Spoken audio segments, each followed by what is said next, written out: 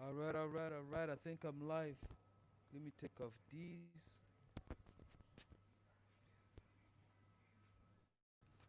Have you seen anybody wearing a mask and glasses and the whole work?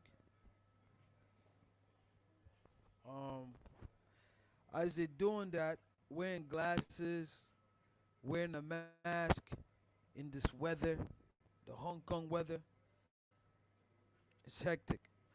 But what are we here today? What are we here today? Okay, let me find a spot where you can just sit back.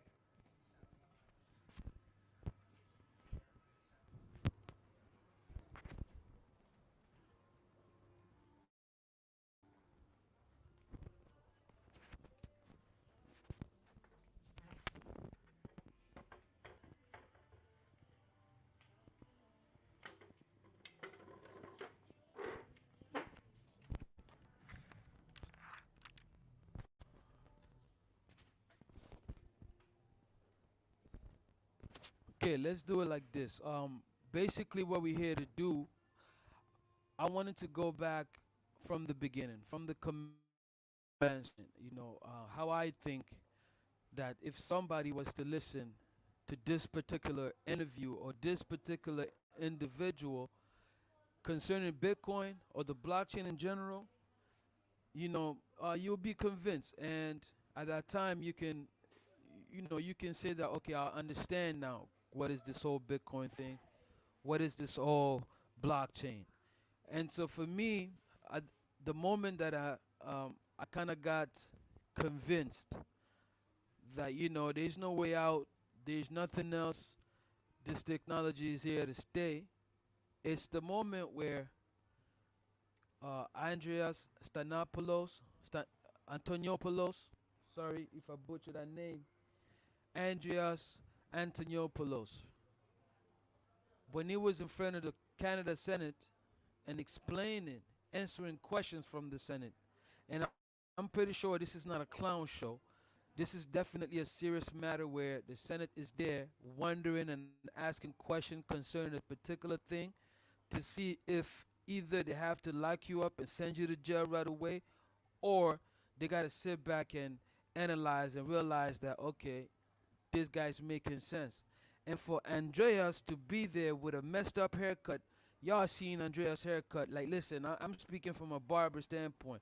I'm bald myself, so, but Andreas Sinopoulos has this one haircut where you gotta ask yourself if that man is confident like that with that haircut in front of the Senate, breaking it down for them to understand this Bitcoin thing, and then he walks out alive, he walks out free, he walks out like there's nothing, he walks out and the Senate is still puzzled. That speaks volume. So on that note, I'm not going to speak to death. I'm gonna share the screen, and hopefully, again, that y'all can hear it. We're gonna play the whole segment. We're gonna play the whole thing, so that way, at least we have a commencement. I like to start with page one, and this is my page one concerning cryptocurrency. Let's go to it. Let me go to it.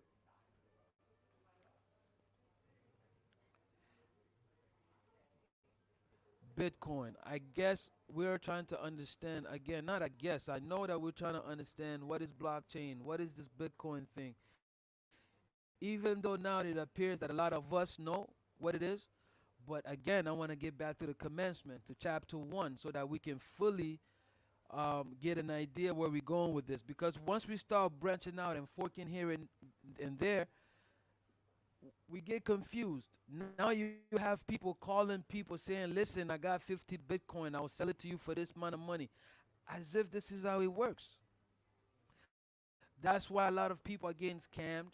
That's why a lot of people are getting confused. And then the next day they're like, okay, I don't want to mess around with cryptocurrency. Too many fraudsters involved. When in reality, there's nothing like that taking place. Right? You got too many people now wearing suits and ties, standing in front of a computer, and then talking about, yeah, I don't know how to dance, I don't know how to sing, but I know a whole lot about cryptocurrency. Like as if this is where we're going with it. As if the dark web was full of people with suits and ties, convincing you that using different vocabulary and convincing you that Bitcoin was real. No, it was a whole bunch of teenagers there. And, the future is in the hand of the youth. And then it should still be like that way, because the youth now they're able to create more. They're able to do much more that, young adults and people like myself was able to do. So on that note, we should not cover this whole cryptocurrency with suits and tie and pretending like it's no longer in the hands of the people that were there at first. All of us are involved, and we still involved. And so for me, again, we gotta start from the commencement. So I'm gonna go ahead and play Andreas Stanopoulos, Andreas Antoniopoulos in front of the Senate, the Canada Senate, explaining what is blockchain, explaining what is Bitcoin, and you gotta understand, his life is on the line, because if he messes up, Canada is not letting him go. He's going to jail. You don't go in front of the Senate and just talk shit. You don't do that. This is not the type of time where you just go in front of the Senate and start babbling about everything, gossiping about gossiping. Because you end up in jail with the funny haircut that you got. Andreas Stanopoulos got a haircut that you're looking at this dude, you're thinking, man, he's from Mars or somewhere. But he's confident in that haircut. That haircut makes him him. And if he's able to convince the Senate that the technology is here to stay, I was convinced then. But let's take it there. Let's take it right there. Let me share the screen here. Let's go. And again, Andreas Antoniopoulos explaining to the Senate of Canada what is Bitcoin, because Canada wasn't aware what was going on. Back then in 2014 and stuff, Canada wasn't aware what was going on, so they brought him forth, like, listen, break it down for us, like what's going on, and you better break it down properly, because if not, the jail cell is open for you.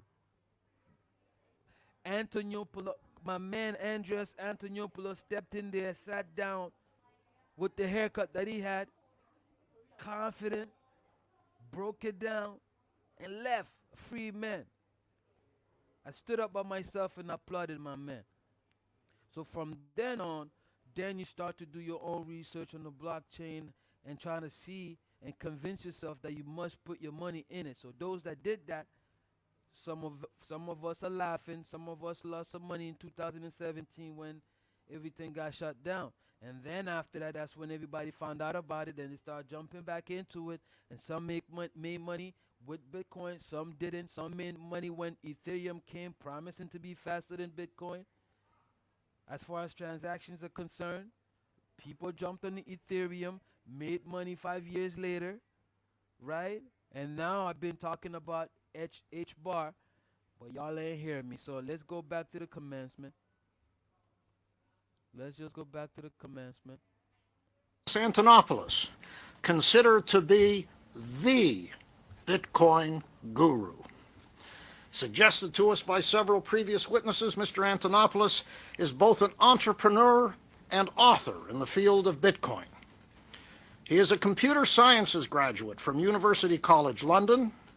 His expertise includes Bitcoin, cryptocurrencies, information security, cryptography, cloud computing, data centers, Linux, open source, and robotics software development. He has had over 200 articles published in print and is syndicated worldwide. In addition, he is a certified information systems security professional for over 12 years and is a permanent host on Let's Talk Bitcoin, a webcast devoted to Bitcoin. Mr. Antonopoulos is also a prolific public speaker, recently appearing at the Toronto Bitcoin Expo held earlier this year, which I must tell our committee, our analysts attended. He has literally, members of the committee, written the book on Bitcoin, which is entitled Mastering Bitcoin, Unlocking Digital Currencies. It is with great pleasure that I turn the floor over to Mr. Antonopoulos for his opening remarks, to be followed by your astute questions. Mr. Antonopoulos, welcome. The floor is yours, sir. Thank you, Chair and committee members. I appreciate the opportunity to contribute to these proceedings about digital currency. My experience is primarily in information security and network architecture. I have a master's degree in networks and distributed systems and have worked in the field since 1992. I spent 20 years working on networks and data centers for financial services companies before I found Bitcoin in late 2011. I've been working full-time in the Bitcoin space for the past 2 years and written a book on Bitcoin for software developers. Today, I welcome the opportunity to talk to you about Bitcoin security, the decentralized architecture that underpins Bitcoin security, and the implications that architecture has for privacy, individual empowerment, innovation, and regulation. Until the invention of Bitcoin in 2008, security and decentralization seemed like contrary concepts. Traditional models for financial payments networks and banking rely on centralized control in order to provide security. The architecture of a traditional financial network is built around a central authority, such as a clearinghouse. As a result, security and authority have to be vested in that central actor. The resulting security model looks like a series of concentric circles with very limited access to the center and increasing access as we move further away from the center. However, even the outermost circle cannot afford open access. In such a security model, the system is carefully protected by controlling access and ensuring that only vetted individuals and organizations can connect to it. The entities near the center of a traditional financial network are vested with enormous power, act with full authority, and therefore must be very carefully vetted, regulated, and subject to oversight. Centralized financial networks can never be fully open to innovation because their security depends on access control. Incumbents in such networks effectively utilize access control to stifle innovation and competition, presenting it as consumer protection. Centralized financial networks are fragile and require multiple layers of oversight and regulation to ensure that the central actors do not abuse their authority and power for their own profit. Unfortunately, the centralized architecture of traditional financial systems concentrate power, creating cozy relationships between industry insiders and regulators, and often lead to regulatory capture, lax oversight, corruption, and in the end, financial crises. Bitcoin and other digital currencies based on the blockchain architecture are fundamentally different.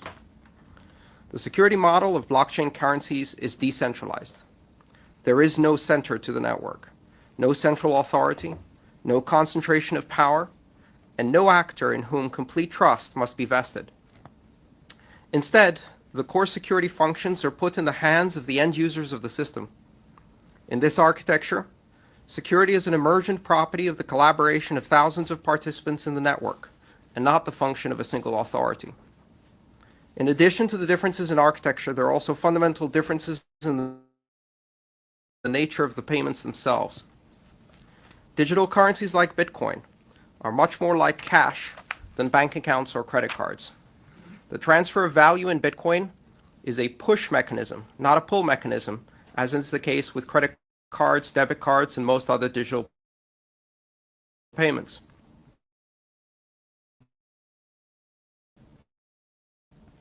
A Bitcoin instead counts itself as a value token directly to the named recipient. A single transaction does not authorize any future transaction or expose the user's identity. The transaction itself is unforgeable and unchangeable. As a result, Bitcoin payments can be transmitted in the clear without encryption over any network and can be stored on unsecured systems without fear of compromise. Bitcoin's unique architecture and payment mechanism has important implications for network access, innovation, privacy, individual empowerment, consumer protection, and regulation. If a bad actor has access to the Bitcoin network, they have no power over the network itself and do not compromise trust in the network. This means that the Bitcoin network can be open to any participant without vetting, without authentication or identification, and without prior authorization. Not only can the network be open to anyone, but it can also be open to any software application, again, without prior vetting or authorization. The ability to innovate without permission at the edge of the Bitcoin network is the same fundamental force that has driven Internet innovation for 20 years at a frenetic pace, creating enormous value for consumers, economic growth, opportunities, and jobs. Bitcoin's decentralized nature affords consumer protection in the most powerful and direct way by allowing Bitcoin users direct control over the privacy of the financial transactions. Bitcoin does not force users to surrender their identity with every transaction and put their trust in a chain of supposedly vetted intermediaries who must be trusted to control access to, securely store, and protect transaction data and vulnerable account identifiers. Bitcoin transactions never expose vulnerable account identifiers, and Bitcoin users can protect the privacy of their transactions without relying on or trusting any intermediaries. Because in Bitcoin, trust is not vested in central actors, there is no need for centralized regulation and oversight. When properly architected, Bitcoin financial services are not vulnerable to central point of failure, which would necessitate heavy-handed oversight and regulation. Instead, the power lies with the end user, whose interests are most aligned with the protection of their own funds. While individual Bitcoin wallets can be targeted and compromised, if not properly secured, the Bitcoin network does not suffer from centralized systemic risks. Contrary to popular misconception, Bitcoin is not unregulated. Rather, several aspects of the Bitcoin network and financial system are regulated by mathematical algorithm.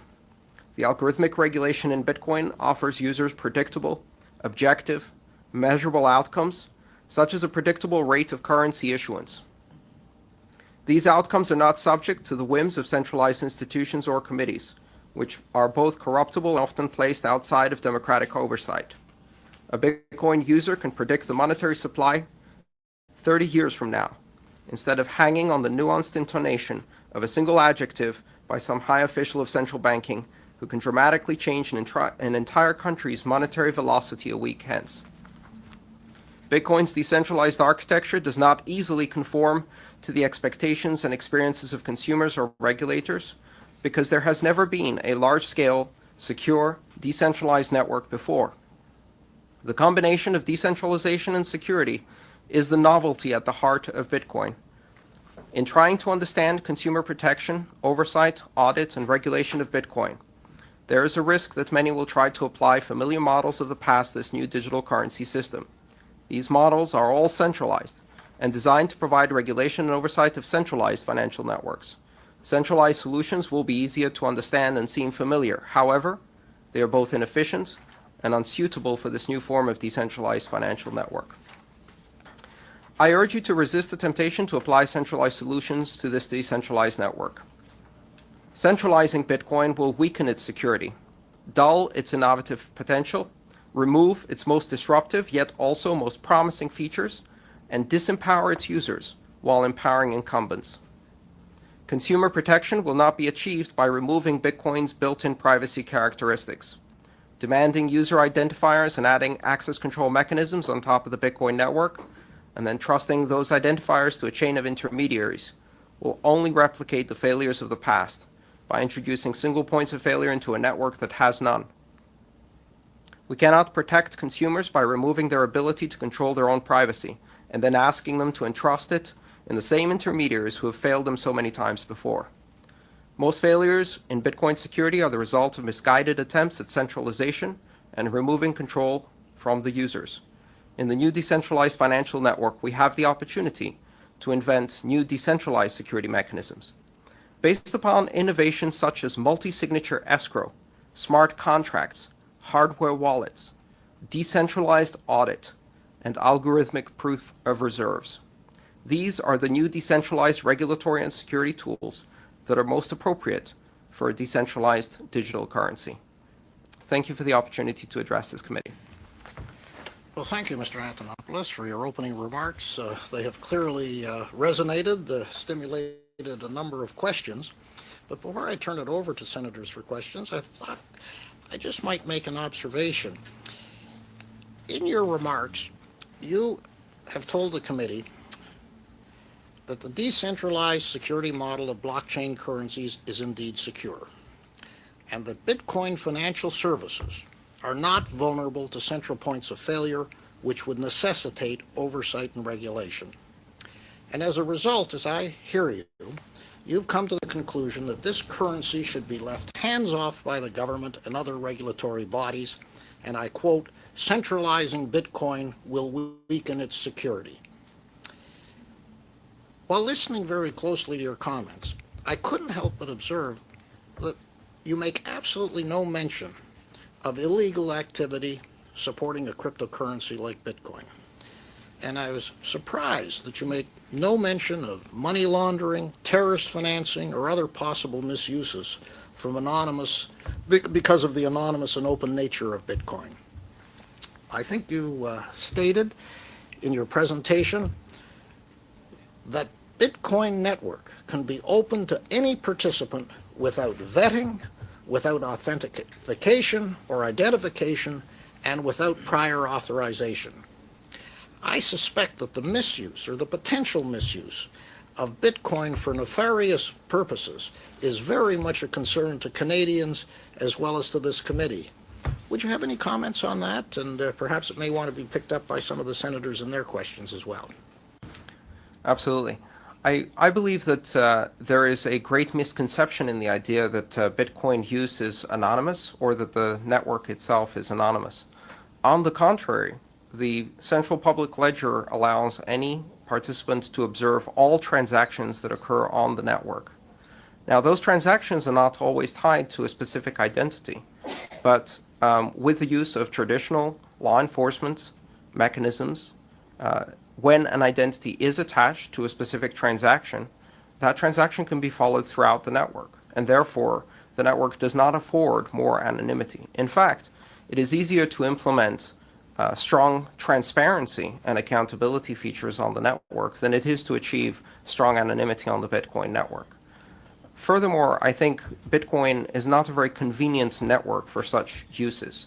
The vast majority of such activities really occur with cash, in fact, with the US dollar. And I don't see Bitcoin as the primary vehicle for illicit activities of that type. I see the tremendous potential for the use of Bitcoin among the more than 6 billion people in the world who have very limited access to international currencies, international credit markets, and international trade. And I think that use far outweighs the tiny minority that might put such currencies to illicit use. Well, thank you for those comments. And with that, I'm going to start with my list. Yes. Ask the same question, try to explain how it all works, so we can try that. Or when it's his turn, we will turn it over to him for that.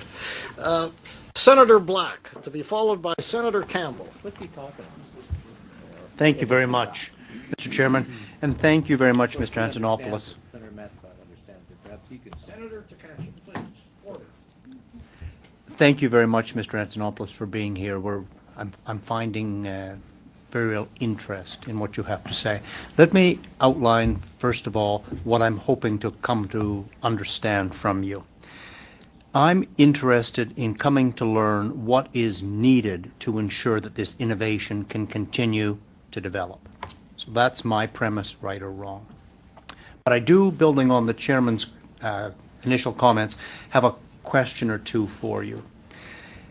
When CA Vertex testified before this committee, they stated that they'd like to see Bitcoin regulations put in place as soon as possible to give clarity on how Bitcoin is classified. They believe, they told this committee, that this would allow Bitcoin to thrive in Canada. In your remarks, you've stated that Bitcoin should not be regulated centrally because it will stifle innovation. Considering that other groups have echoed the statements of CA Vertex, help me with the disconnect that I'm hearing between the evidence of CA Vertex and what you have said today. Absolutely. I believe that the best way to help Bitcoin is to ensure that there is clarity in the treatment of Bitcoin, and that Bitcoin is not essentially forced into contorting itself into regulatory structures that are designed by banks for banks or with traditional models of finance in mind, which are primarily centralized, and recognizing that Bitcoin as programmable money with capabilities such as digital multi-signature escrow has many more flexible ways of responding to the needs for consumer protection. For example, in the traditional banking environment, unless you hold cash, every account that you have as a consumer is a custodial account. That means that the account funds are held in trust by a bank, and what you have in return is essentially a promise note that that money will still be there tomorrow morning. The bank controls the funds entirely. Bitcoin allows a much more varied range of control between a consumer and a financial services institution that they may use, from completely decentralized control where the consumer or end user is the only one with full control over the money, to complete custodial accounts where a financial services institution has full access to the keys and the consumer has none. In between, there are also models that are hybrid, where the bank may have a signatory role but not be able to change the direction of the funds, simply to approve transactions. And so within this very broad range of possibilities, obviously some aspects of that do need to be regulated. What I mean by that is, if you simulate a traditional financial environment with a custodial account where you take full control of a user's funds, then those funds are now outside of the Bitcoin security model. They are no longer protected by the user's control of the keys. They're no longer protected by the blockchain. They are now in a gray area where they're not covered by regulatory requirements for capital adequacy audits, security requirements and controls, etc. But they're also not covered by Bitcoin's security model. And we've seen that whenever that has happened, it results in disaster. Almost all of the exchanges that have been attacked in Bitcoin had a full custodial model like that. However, that is not the only model that exists. There are digital Bitcoin wallets where the user has complete control. There are wallets where the user has complete control, but transactions cannot happen unless an additional signature is placed by an institution that acts essentially as a risk manager to ensure that even if the user's systems are compromised, the money can't be stolen, a hybrid model. If you lump all of those together under a single unifying regulation, assuming it's all just like a bank, then you miss out on the opportunities to create better solutions with this new programmable money. So I do believe that certain models of Bitcoin use must be regulated. If control over the user's funds has been centralized, then that institution puts consumers at risk. But to lump a decentralized model where a user still has full control over their funds and an institution can't steal their money under that same regulation is not only misguided, but doesn't leave any room for that technology to develop further. May I ask one further question? Thank you very much for that. So what would you suggest to this committee in terms of regulation, if any? I believe we're still at the very early stages of this technology. Not only is Bitcoin new, but Bitcoin is already evolving. For example, the capability to do multi-signature transactions where there can be up to 20 different signatories on a single transaction, and a transaction can be controlled by any mixture of signatures. That technology was introduced in 2012, 4 years after the introduction of Bitcoin, and came into full fruition or full availability in 2013. So already Bitcoin is developing new and exciting programmable capabilities for user security. I think this technology needs time to breathe. It needs time to show the full potential of what is possible with decentralized programmable money. Until that time, I think opening up those possibilities by making clear distinctions where the technology allows it between centralized and decentralized modes of operation, for example, understanding those nuances can create niches where new players can come into the financial services market and introduce innovation, competition, and quite honestly, disruption into the banking industry by trying out new models for consumer protection, which in my opinion are superior to the ones we have today. So your answer is what in terms of what this committee should do, if anything? Wait until the technology is better understood by all of us, and understand that there are nuances in this technology that require very careful treatment, because a blanket treatment as if this is just a currency, which it is not, it is a network for money, a treatment as if there is only one application, the Bitcoin currency, which it is not, there are many applications based on this model, would stifle this technology in its early days. Thank you very much. Thank you, Mr. Chairman. Thank you, Senator Black. Senator Campbell, to be followed by Senator Green. Thank you, Chair, and thank you so much for coming today. I remember when I got an IBM Selectronic that had the X backspace, so I could correct letters, and I thought, nothing's ever going to be cooler than this. It's impossible. And that's my, I'm 67, that's my generation. Would it be fair to say to you, and you say it needs some breathing space, I'm asking you, would it be fair to say that the younger generation gets this more so than my generation? With any new technology, I think that's the case. And do you think it fair to say, for instance, I would doubt very much that I will get into Bitcoins. I don't really understand it even still, and we're on our 11th meeting. We're lucky Paul does. But Paul, yes, Senator Massicott does. But I know that when I talk to people, younger people, about this committee, they totally get it. Like, they don't have any questions at all. They're like, this is where we're going. This is how we're going to get there. And in fact, I've been told to keep my old nose out of it.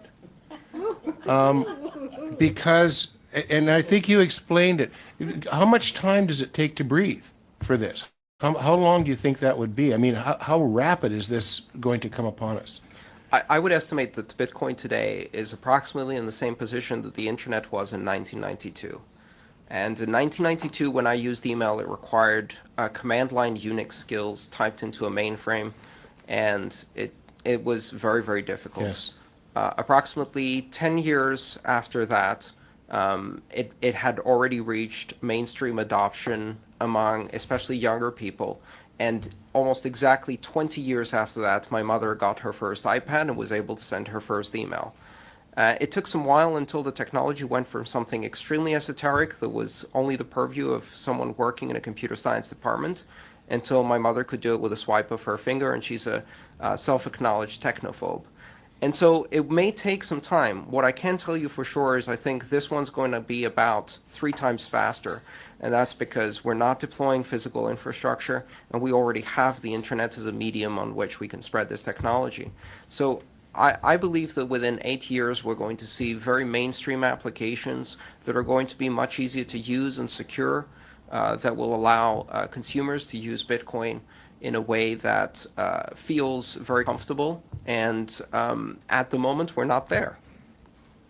Okay, just one more question. The question I have is that if you don't need any centralized oversight, who provides? You say, well, the front end user and the end user control the whole thing. If there is nobody finding out who is the front end user, how can we be so sure that we won't see ISIS or one of these other whack job crews use this as a method of transferring money around the world? I firmly believe that the possibility for positive use of this technology so far outweighs the very small possibility for negative use of this technology. The truth is that ISIS is probably using pallets of money that they stole from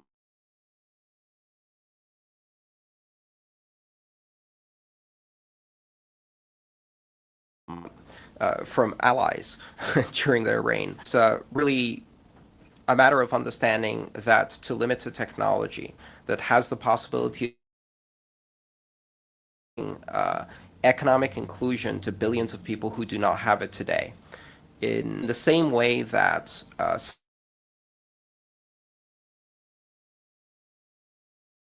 spend in a technology realm and achieve communications that would be unthinkable. Bitcoin can do the same for banking and finance, and it can empower billions of people around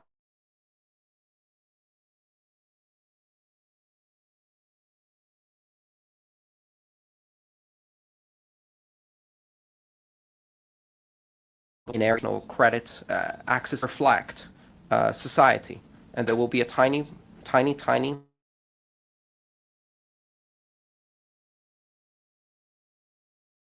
law enforcement capabilities, properly exercised, can follow funds on Bitcoin just as they can in the normal financial networks. Probably.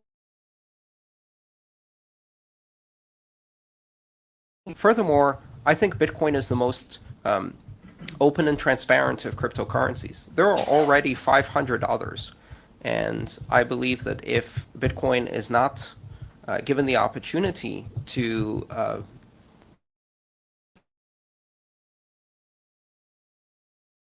eventually criminals will move to far more stealthy and far less open currencies and use those instead. Okay, thank you very much for coming today. I very much appreciate it. Thank you, you. Chair. Thank you, Senator Campbell. Senator Green, to be followed by Senator.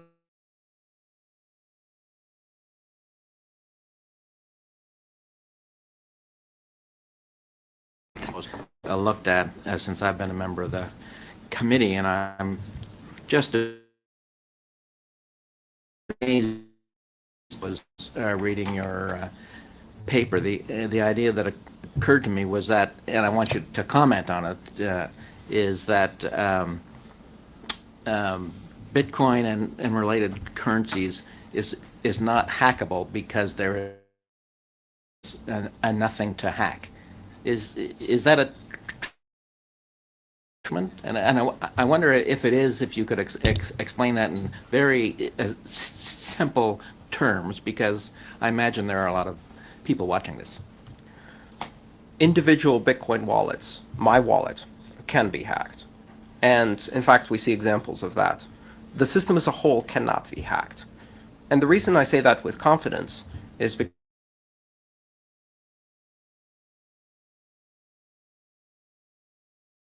with over that network exceeding 5 billion US. In fact, if anything, what we've seen is that Bitcoin has changed the very dynamics of cybercrime and hacking. It has escalated attacks. It has created a target for hackers that is extremely fluid, that resides on people's computers, and they have tried to take advantage of that. I know that Bitcoin can't be hacked simply because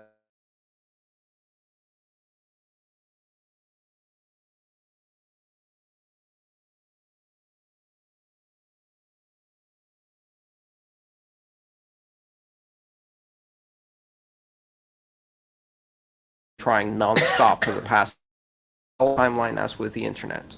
I remember a time when groups of hackers could take down Yahoo for a day, and Microsoft and Google, and they don't do that anymore. No. And that's not because they stopped trying. It's because a dynamic system that is constantly exposed to threatening stimuli will develop resistance and will become more and more resistant to these types of attacks. A concept often called anti-fragile. It becomes dynamically stable and resistant to attack. And Bitcoin is not static. It continuously evolves, and it continuously deals with attacks better and better over time. Thanks very much. It's very interesting. You mentioned in the answer to the previous questioner that there are roughly 500 other cryptocurrencies. Mm-hmm. What is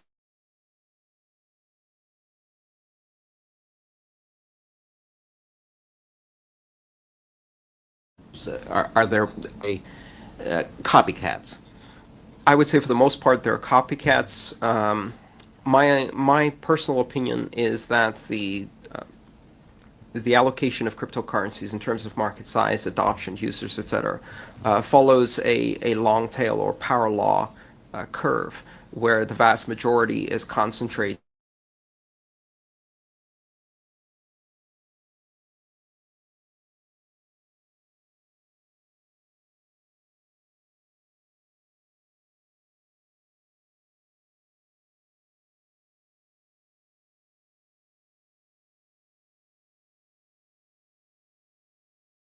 have economic viability and markets value, but that doesn't change the nature of it. In my opinion, people will create currencies the way they create internet memes. So in many cases, they will be internet memes, and we've seen that happen in currencies. So what's happening here is a laboratory of evolution and innovation where new ideas are tested. And some of the best results of that are often catastrophic failure on a small scale that informs future designs for Bitcoin. It's amazing. Do you foresee a time when, in the interests of economic development or what have you, that a nation state decides to forego its own currency and adopts Bitcoin? That's a difficult question because I think the very nature of currency is changing. And so I think the, if you like, economy or organization that is adopting the currency is the internet, and that's a transnational entity. I think that has even more important implications for the future than national currencies. Bitcoin is already bigger than some national currencies, and in the future may end up being more important for economic activity than dozens of smaller national currencies. I do foresee that in the future, national central banks may utilize blockchain technology to underpin a national digital currency. Great. Thank you. Thank you, Senator Green. Senator Massicot, to be followed by Senator Wells. Thank you, Chair. Thank you for being with us. It's obviously very interesting and also very useful. Let me follow up on the question from our chair. In fact, your presentation makes a reference that you discourage us from even recommending some form of identification. I think and I think your argument is that your argument is, well, it's always visible. You're right, the chain is very visible, but what you don't see in a chain is who's behind the chain. Mm-hmm. And that is why I presume people of what illegal objectives means are prepared to use it, as they apparently are using this mechanism to basically transfer money and launder money. I gather your argument is that I recognize that is a negative, but please don't hesitate with that issue. Don't put measures in place to restrict that flow, because the usefulness of those measures, identifying who's behind the transfers, is lesser than the use to our society from letting this thing develop. Mm-hmm. Is that accurate? Because the chain is visible, but not the identity of the persons, which is what I think the chairman was asking. I'm recognizing two aspects. One, that attempts at imposing identity on Bitcoin will, in my opinion, be ineffective because there will always be channels by which non-identifiable transactions can be introduced either in Bitcoin or other currencies, will simultaneously remove one of the main advantages. Senator, today I've received 3 phone calls, automated phone calls, from visa fraud prevention because I used my card in Canada. They've been calling me all day. And this is something that happens to me every time I travel, and is a symptom of the fact that by releasing an identifier that allows others to pull from my account and that ties every transaction I do to every activity I do, I am not only giving up my privacy, but endangering my personal financial security every time I use a credit card. This system is non-viable. I watch every few weeks on the news that yet another group has had 50 million consumer credit cards and identities lost. And for the average consumer, that means months of identity protection and risk. these are the intermediaries who handle our identities. And what we have seen over the last 2 decades is that protecting information security systems in such a way that we can prevent these types of thefts is not possible. The mistake is tying identity to every transaction and creating systems that can continuously draw from our accounts. Bitcoin is fundamentally different, and to break that in order to tie an identity that anyone can easily bypass if they have ill intent would not result in protecting us more, but it would result in harming consumers. But conclusion being is that you acknowledge that this form of system could encourage money laundering, but you're arguing is that you acknowledge that, but please don't do anything about it because the benefits for society from this form of transfer is more important. Is that your argument in principle? I gather that's what you're saying. My argument is that the invention of blockchain technologies actually allows any of these systems to be used for ill intent without identity, and there's nothing that can be done to stop someone from Or using should them. even try to stop it. I think that that would harm the vast majority Okay. of people who do good with it. Okay, I know. Now let me talk to you about, I guess we're a little bit older than you are, but, and every time we achieve certain points in life, if you look, I look at central banks, because that's, I guess, we're a banking committee, they come across with new theories every 20, 30 years about either money supply or money growth or control inflation, that's all, or control currency. And we always learn 30, 40 years later, well, sorry, we got it wrong. And things like shit happens, in other words. So having said that, when I look at your algorithm, and you sort of say, we're going to predict the necessary growth of this currency, it's a form of transfer, and we got it right.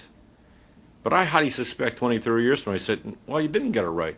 Now, clue me in. What's the 1 or 2 things you got wrong when you say that, when you project the future? Where's the 2 things of weakness you say, I could have got it wrong, and here's where I may have gotten wrong? I think what's useful to understand is that Bitcoin's monetary policy is just one recipe that is possible. And what Bitcoin and other currencies like that allow us is to implement monetary recipes at will and then fix them in place for each one of these currencies. And if Bitcoin's monetary recipe is wrong, people will move to another currency that has the same characteristics of decentralized organization but with a different monetary recipe. It is simply one of the possible choices. I don't know if it is right or wrong, but I do know what it's going to be in 30 years exactly for Bitcoin. I can tell you to the millionth decimal point exactly how many currency units will exist in 140 years from now in Bitcoin. And so what it provides, whether you like that recipe or not, whether you agree with it or not, it provides certainty, it provides predictability, and it allows people to adjust their expectations for that, whether that's the right monetary policy or not. Well, with this new model, you can build your own currency which has a different monetary policy, and if it's better, it gets to win. It's an open competition. The supply is defined, given the algorithm formula. But people like our chairman have bought this unit, so maybe the supply is limited, but will it be equal to the demand growth? Who knows? And therefore, Nobody knows. that price of that currency may fluctuate immensely if you got that wrong, because obviously the purpose of the algorithm is to project as reasonable as they can that future growth. But it may not be. So maybe the supply is defined, but not the price. And therefore, if you get high fluctuation of value, it's going to discourage its use. Absolutely. And I think at the moment, volatility is a reflection of very low liquidity in Bitcoin. But Bitcoin has a very specific recipe, and that recipe is to simulate the supply curve of a precious metal like gold.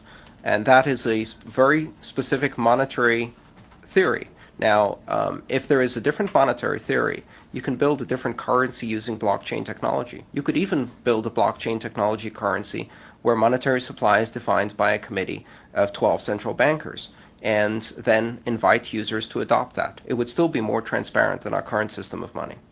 Thank you, Chair. Thank you. Senator Wells, to be followed by Senator Ringett. Thank you very much, Chair, and I'm pleased to be here today, filling in for someone. And we ran into each other earlier today, and you said it was going to be an exciting committee meeting, and it is. Mr. Antonopoulos, thanks for coming, and thanks for your answers so far. Who are Bitcoin's biggest detractors, and why are they enemies of Bitcoin? I'm not sure who are Bitcoin's biggest detractors. I can tell you that I, along with every other passionate advocate I know, started off as a detractor. I think it's important to note my initial response to first understanding or first identifying Bitcoin was, this is nerd money. It can't possibly work.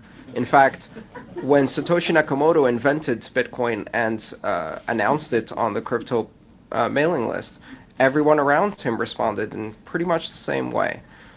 The circle of advocates, which is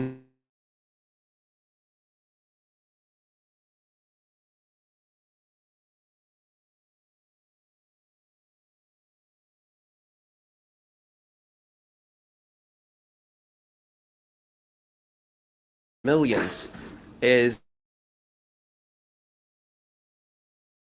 many other things.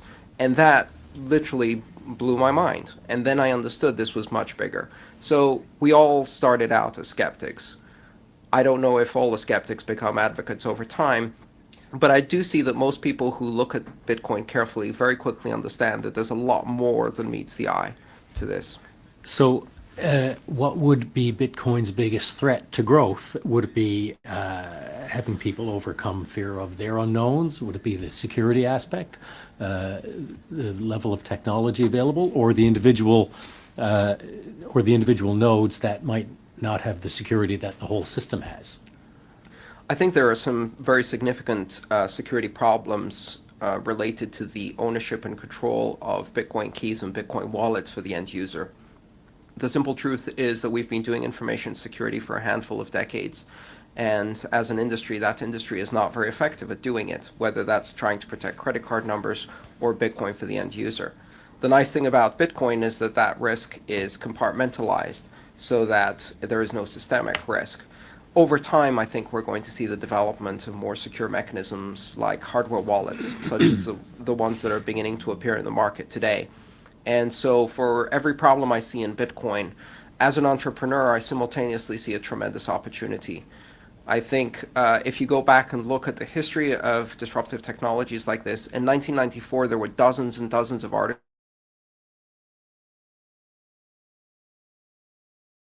about how the internet would fail. Sergey Brin and Larry Page decided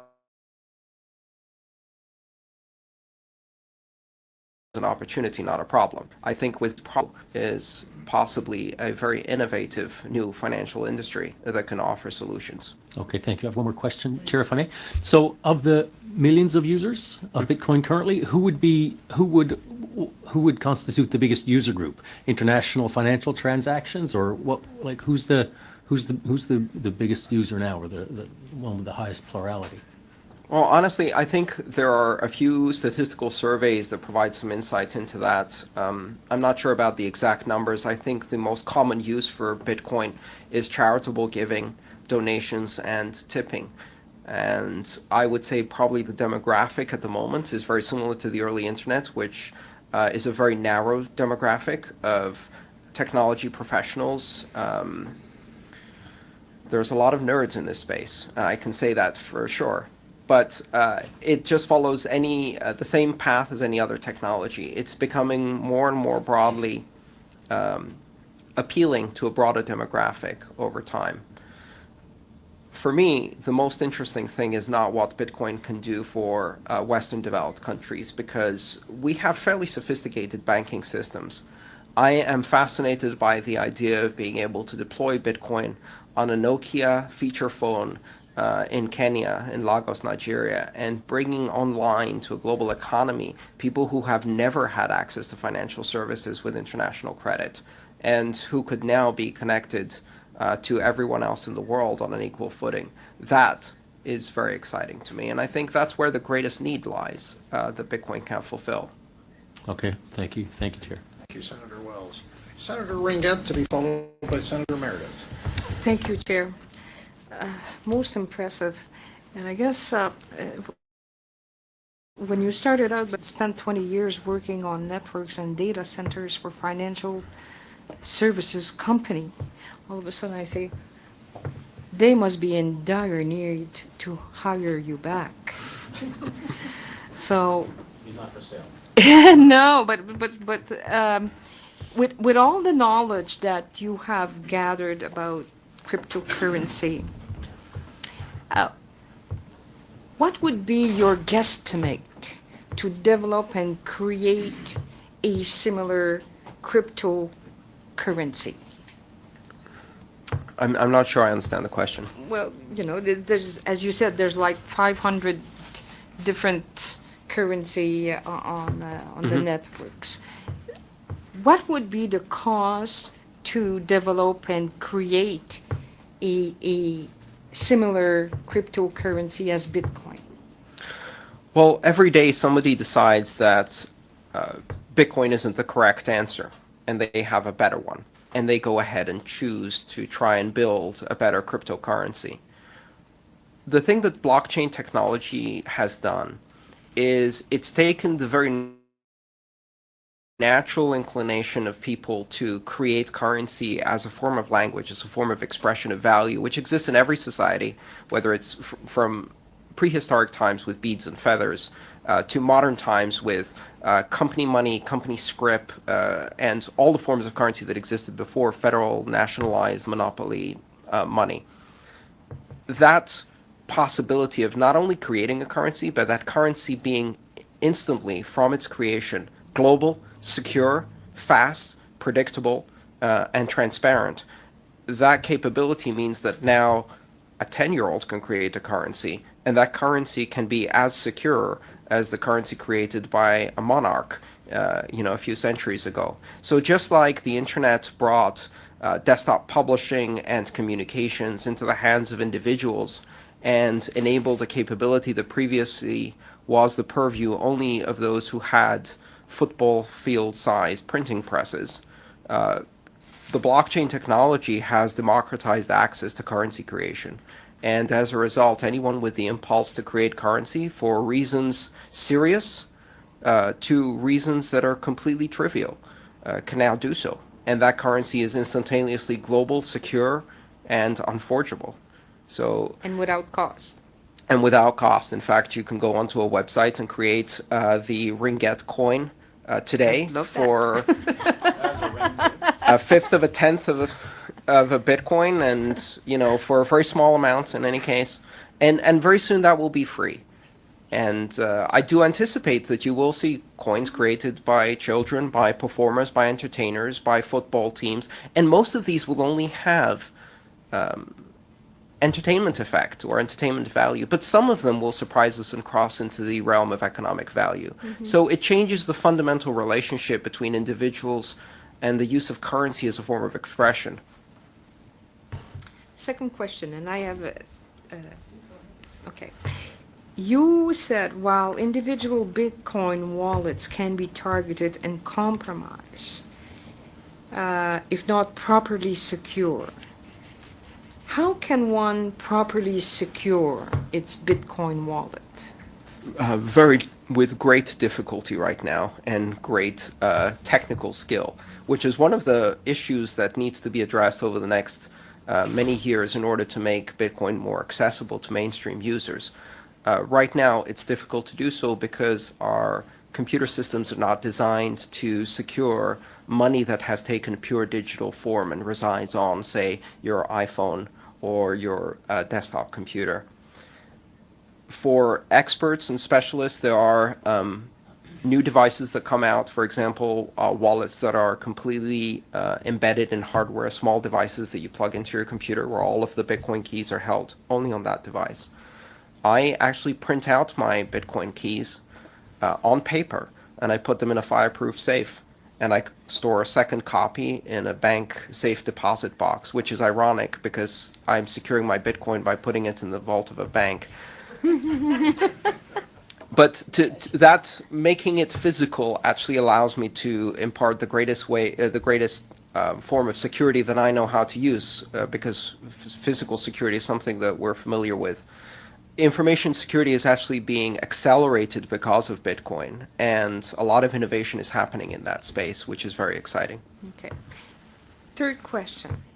You indicated that a person could acquire a loan in Bitcoins, and how would one go about that? Well, there are already organizations that are implementing a concept called peer-to-peer lending, which exists in the traditional currencies. For example, in the traditional currencies, there are companies like lendingclub.com, where I can go out and make a loan to a fellow American, and they will end up paying us lower interest rate than a credit card, and I'll actually get an interest rate that's higher than I would with a certificate of deposit. And if I diversify my loans enough and only invest a small amount in each loan, I can suffer a pretty low default rate. That model can now be taken global, and I could lend money with Bitcoin, and there are companies already doing this, to someone anywhere in the world.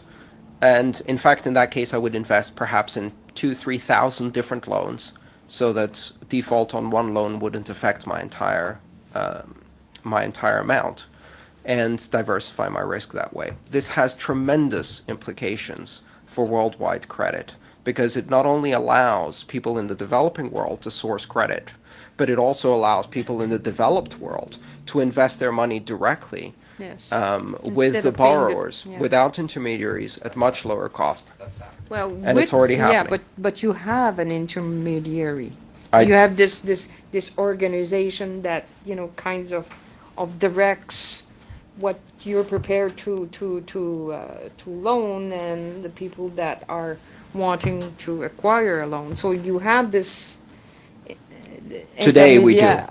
Yes, indeed. But with Bitcoin, this is one of the tremendous things that's happening, is that many of the traditional financial services can now be redesigned and re-envisioned in a completely decentralized fashion without intermediaries. This concept of disintermediation, or removing intermediaries, and connecting directly buyers to sellers, consumers, lenders to creditors, consumers to merchants without intermediaries, is the magical power of Bitcoin. That's what this invention has allowed us to do without having to establish trust first. So with Bitcoin, we can have a completely decentralized market for credit and lending that is simultaneously global, near instantaneous, and that allows access to a vast pool of credit. And that's a very exciting prospect. Okay. What would, from your perspective, and Chair, it's my last question. If Canada would move forward and put some regulation, as some witnesses have asked of us, and that the world did not follow, the G7 countries did not follow in similar regulation, what would be the pros and cons of such a move? Well, that's very interesting, because already we see tremendous regulatory fragmentation. We have a regulator in New York State that has taken initiative to do regulation based on New York State law, regulation that looks very, very similar to traditional banking regulation and is not very well suited for Bitcoin. And simultaneously, there will be other forms of regulation. So in the United States, we're likely to end up with a patchwork of state, local, and federal regulation. And I think you're going to see similar attempts in many countries. Bitcoin technology is such that it can operate across borders very, very effectively. And therefore, Bitcoin companies can migrate to the area of least friction and can create the jobs and the innovation and the growth in the places where regulation is best informed about the nuances and particular needs of Bitcoin companies. So I think Canada and other countries that are looking at this regulation very carefully rather than rushing into it have an opportunity to create an environment that is very friendly to those companies and attract one of the industries that, quite frankly, is creating thousands of jobs today, which cannot be said for too many other industries. Thank you very much. Thank you. Thank you very much. Senator Meredith, to be followed by the Deputy Chair, Senator Review-Payette. Thank you so much, Chair. Thank you so much for your presentation. As I read your notes last night, and this is a segue into what my colleague just raised with respect to regulations, our committees here in the Senate, looking to put forward recommendations and a report to government that will hopefully become law to protect Canadians. Mm-hmm. You talked to us about individuals being hacked. Mm-hmm. And companies who you cited earlier have spent millions and millions of dollars on their security architecture to protect, that data that's been provided by their consumers. And we see how vulnerable they are and how they have, this data has been lost. Major banks have come and, indicated that they've been hacked, months later, to the surprise of their consumers whose credit cards and data is out there. And now you're advocating a decentralized system when the traditional banking system is predicated on all these security measures put in place to protect consumers. We're about protecting Canadians. So let's bring it back as to how we would do that going forward with Bitcoin and what you're proposing. I understand the rationale of access, especially when it comes to, say, for example, Africa and the outline in areas we see the revolution of cell phones and how that has changed the dynamics of communication as well as transactions. So talk to us about the security aspect of how we would go forth with respect to protecting Canadians who are engaged and who will become engaged in more transactions going forward. One of the big failures of regulation in the traditional environment is that with centralized identifiers and centralized regulation comes centralization of risk. So when an organization such as Home Depot or Target is hacked and they lose 60 million consumer identities, the reason that represents such an enormous impact is because they were storing 60 million user identities in the first place. And instead, if each one of those 60 million consumers had to be individually attacked, targeted, and hacked successfully, the possibility of that happening is much, much lower. So the advantage of a decentralized environment is that there is no central repository, motherloads, cache, vault, where everyone's identity is stored and therefore everyone's identity can be attacked at the same time.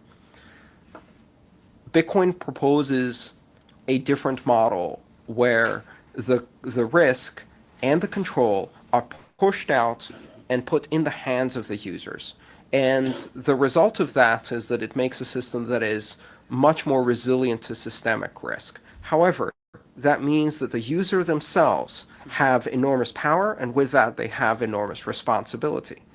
That control exposes them to individualized risk. How do we mitigate that risk, though? That risk is already being mitigated by innovations. So on the one hand, you have this increased exposure of the individual one by one, but on the other hand, we have programmable money. So the fact that it is programmable money allows us to invent completely new models for security, whether those are specialized devices that control keys and never expose them to an internet environment, whether that is multi-signature transactions, where in order to release funds, a number of signatures are required to release those funds. Now, those signatures could belong perhaps to two different devices that the user carries, so they simultaneously need to authorize a transaction from their laptop and their mobile phone, which gives them a greater degree of security. You could have secondary or tertiary controls stored on paper or on a device that's kept offline in a vault at home, in a fireproof safe, whatever. Those are really the very basic things we're doing right now. But based on this technology, we're already seeing companies that are providing services to consumers where they will look at every transaction a consumer is making and provide a third signature to authorize that transaction based on a risk assessment. Now, in that case, that company has no custodial control over the funds. They can't take the user's funds. All they can do is sign or not sign that transaction. They're providing a risk check, and just that. These are very interesting models we've never explored before because neither the user had enough control and the network was not open enough to allow this type of experimentation and access. The technology underlying it wasn't flexible enough. So I have great faith already just in the last 2 years as this technology has gone mainstream. The amount of innovation around that exact problem has accelerated tremendously, and we're gradually, I think, beginning to win in terms of protecting end user wallets. So in this environment specifically, requiring the users to attach identity to every transaction and then put all of those in a central repository, just like the regulations in New York have demanded, to me is folly, because it takes away the one opportunity we have to think of a different way of doing this and exposes us back again to the same systemic risk of centralized points of failure and risk that we have with credit cards. So I'm hoping that the market is allowed to develop these solutions. Going forward, my colleagues, Senator Black raised it with respect to breathe in time, and you indicated this as well. But what would be a suitable time frame for us to be able to look? I mean, obviously, this is evolving. This is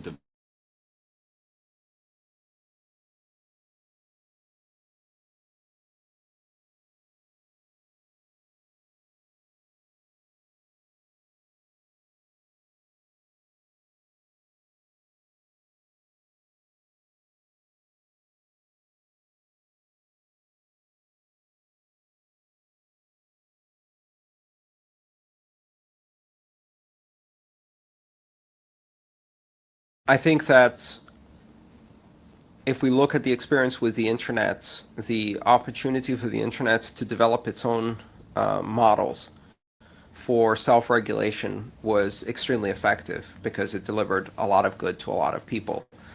In fact, ironically, when the US Senate finally came around to regulating spam was the same year that technology solved the problem. And so in some cases, waiting is the better option.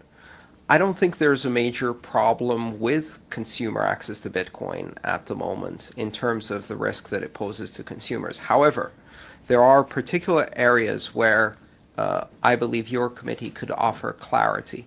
The first one is making a clear distinction between centralized custodial accounts and decentralized models of Bitcoin operation and not lumping them together.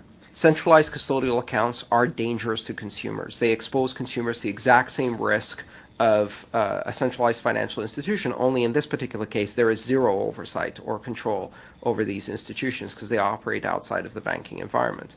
So, for example, when CA Vertex came here and asked for regulation in that environment, that is a very sensible idea because CA Vertex has complete control of the user's keys and operates in a traditional centralized custodial manner.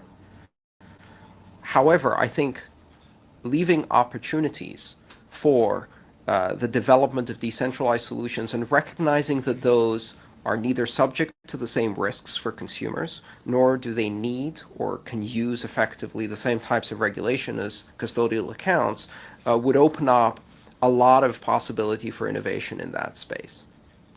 I think also it's important to carve out exceptions. For example, there are exceptions already in existing law in terms of personal use of small amounts of exchanges. For example, if I exchange a small amount of US dollars for Canadian dollars on the street corner, I'm not going to be arrested as for operating without a money transmitting license. So I think it's important to recognize that on a small scale and for personal use, there should be clarity in the law that makes it clear that you don't require licenses to operate, and personal use as a consumer is not subject to banking level regulation, because that would be very useful in allowing further development of this technology. One final question, Chair. Indicated about the bad actors and a small percentage of them that are there. What systems do you currently have in place to deal with those individuals who would abuse the system? Traditional law enforcement has been tremendously successful in being able to track and stop such activities on the network again and again. And so far, I haven't heard of any particular need for changing the way the network operates. And in fact, such a request would be met with no change, because this is a global network that isn't under the control of a single individual. I don't control Bitcoin any more than anybody else controls Bitcoin.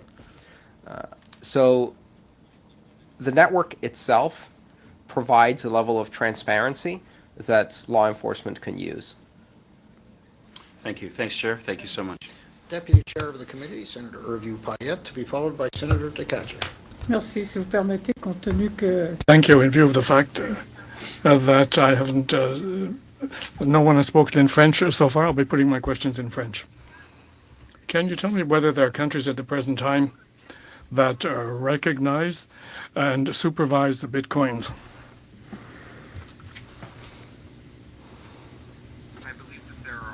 Several countries in which Bitcoin use has been recognized in many different ways at different levels of the legislative process or judicial process, in terms of recognizing, in fact, that Bitcoin is money, that it is subject to the same rules and regulations around taxation and operation, that with it it also carries certain liberties such as freedom of association and freedom of expression. And so within many countries, Bitcoin fits comfortably within the existing system for currencies. However, I don't know that that has required specific legislation or that any country has legislated specifically for Bitcoin. Une très courte question sur une question. A very short question on a matter that was raised previously.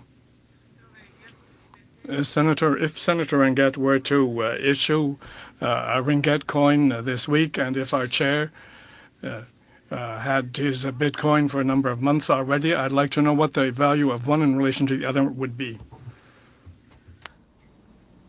So the various currencies that exist out there are related to each other based on a free-floating market rate. And that market rate is determined by trade between individuals on exchanges where those currencies can be sold and bought for each other.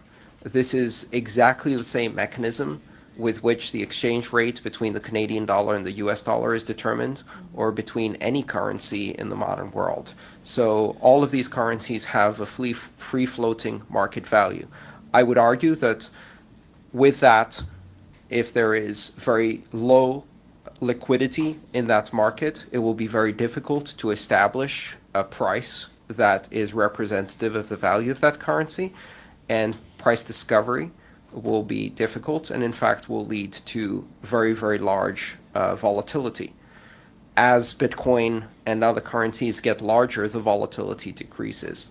In fact, the volatility of Bitcoin today is not at all dissimilar from the volatility of oil during the first decade of the discovery that oil could be used as a substitute fuel instead of, say, whale oil that was used at the time. We see this with new technologies where as the market develops, it starts off with tremendous volatility. But over time, as the amount of volume and liquidity in the markets increases, the volatility is reduced until these currencies become extremely stable. For a global currency, a $5 billion valuation is tiny. And so I would expect that Bitcoin will remain volatile for many years to come. Bon, je pense que le sénateur Ringuette. I think that Senator Ringuette can give some thought then to this $5 billion. There was a subject that was discussed, namely the matter of security in the use of Bitcoins. We are parliamentarians here. We are doing this study within a parliament that, after this particular committee, I'll be sitting on the Finance Committee. I'd be interested in knowing when it comes to the control that governments might be able to exercise. If all operations are conducted in Bitcoin and the value is constantly changing, how would a government be able to exercise its fiscal power? Well, the citizens of that government would exercise direct control over the currency through their own purchasing decisions and through ownership control over their own units of currency. So in many cases, as I mentioned before, Bitcoin is not unregulated. It is regulated both by mathematics as well as dynamic markets that exist among its participants and users. Both the price of Bitcoin, its value in commercial transactions, and the use to which it's put is managed directly by the end user. And those end users arguably are the same constituents. So if the constituents can apply direct control over the currency, they will do so. Ouais, ma dernière question, si My last question then. We talked about the value in the month of June, and we'll be making our a tax return in April. What value would be used if we wanted to be able to make a conversion to for tax authorities? Because of course it is necessary to file a tax return. It is necessary to establish a value, and if there is a serious amount of fluctuation, I realize that the quantities are not high. There aren't that many taxpayers that have huge incomes. Let's say the average Canadian earns $45,000 a year. What would the value that would be attributed to the revenue from January, February, March, and so forth? How would it be possible to monitor or control this type of declaration of income or revenue? That is a very interesting question, and one area where regulatory clarity would be extremely useful. I earn the vast majority of my income directly in Bitcoin. And since October of last year, I have earned very little in terms of national currencies. I get paid in Bitcoin, and I pay many of my expenses directly in Bitcoin. For the purposes of taxation, I treat the Bitcoin as earnings in a foreign currency, just as if I was doing contract work for a European company and being paid in euros. I will assess the market value of the transaction when I earn the income at that current market price, and then I will render taxes to the tax authority in the national currency, which is, after all, the primary power of the tax authority is to force the users to pay in the currency of their choice. What becomes difficult is that in the case of use of currency, the classification in the tax code depends on the use I have. For example, if I use my brokerage account to purchase euros for investment purposes, and I sell those euros 2 months later and realize a gain, I will be subject to capital gains tax upon that gain. However, if I visit Paris and I use euros to pay for a ticket to the local Paris zoo, and the price of the value of euro changes between the moment I purchase that amount with my own currency and the moment I paid for the ticket, I'm not assessed capital gains. It is considered a currency use, and therefore it is treated differently. And the tax code is flexible enough to allow me to declare the appropriate use for the appropriate tax classification depending on how I used it. Now, at the moment in the United States, at least, there's been a ruling that says that Bitcoin operates as a commodity with capital gains taxation, which is, in my opinion, the wrong answer. However, if Bitcoin had been classified purely as a currency, that would have been the wrong answer too. The correct answer, in my opinion, is it depends on how it is used. If it is used for long-term investment, then it is subject to, obviously, capital gains and losses. If it is used for consumer spending, then it operates as a currency and means of exchange. And the tax system allows me to declare upon honor how I've used the currency, and to then impose penalties if I have made that declaration incorrectly. That's how it works with every other currency. So this is an area where clarity would be extremely useful, because it would allow us to use currencies such as Bitcoin in the same way that we use currencies from all over the world. Okay, thank you. Thank you. Senator Tkachuk, to be followed by Senator Malte. Welcome, Mr. Thank you for your testimony here today. It has been an interesting afternoon. The other virtual currencies, are they based on an algorithm as well? And is it the same one as used for Bitcoin? There are several algorithms within Bitcoin. There is a central invention, which is the blockchain, and the security model that uses consensus through proof of work, which is a technology that allows a network to arrive at a secure picture of what the current ledger is based on competition. That central technological innovation is used in the vast majority of currencies. I'll call that the blockchain invention. However, there are other algorithms in Bitcoin, such as the algorithm that determines how currency is issued, how often and how much of the currency is issued. Other currencies have taken different perspectives, so they use a different monetary policy recipe. We've seen a very broad range of those choices, from currencies that are far more inflationary in nature with much bigger supply of currency, even to currencies that implement a demurrage interest rate, meaning a negative interest rate that encourages consumption and discourages savings. So in fact, as a laboratory, these currencies can express a very broad range of monetary policies and even political perspectives. The underlying invention, however, that secures the entire work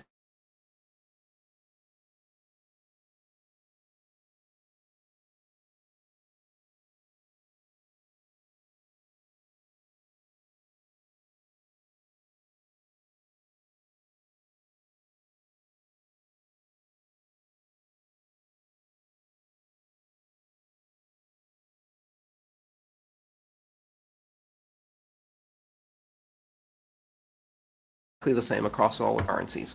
Is there that Bitcoin? So it was developing a quasi, or does it have the ability to develop a total monopoly? Can one company develop a total monopoly in issuing Bitcoins? And then does that jeopardize the whole currency itself? If how do you have control? Is there controls on that, or how does that all work? So I think it's important to emphasize the fact that the purpose of mining is to secure and verify all transactions. The reward for mining is currency issuance, and not confuse the reward for the main purpose.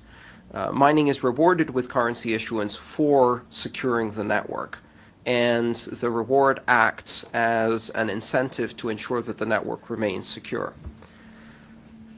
The company in question, which is a mining organization, it operates as a pool, similar to a lottery pool, which means that they didn't control the hashing directly. They acted as a central location whereby many independent miners could pool their hashing power and put it behind this in order to achieve smoother returns on their hardware investment. So where playing the lottery by yourself, you may win, but on a very irregular schedule. If you play as part of a pool, you get more frequent but lower payments. In a similar way, because mining is a competitive function, individuals do not fare well. They get very volatile payments, so instead they pool their actions together. Interestingly, when Ghash approached, but did not reach 51%, but they approached the high 40s, this led to a market response.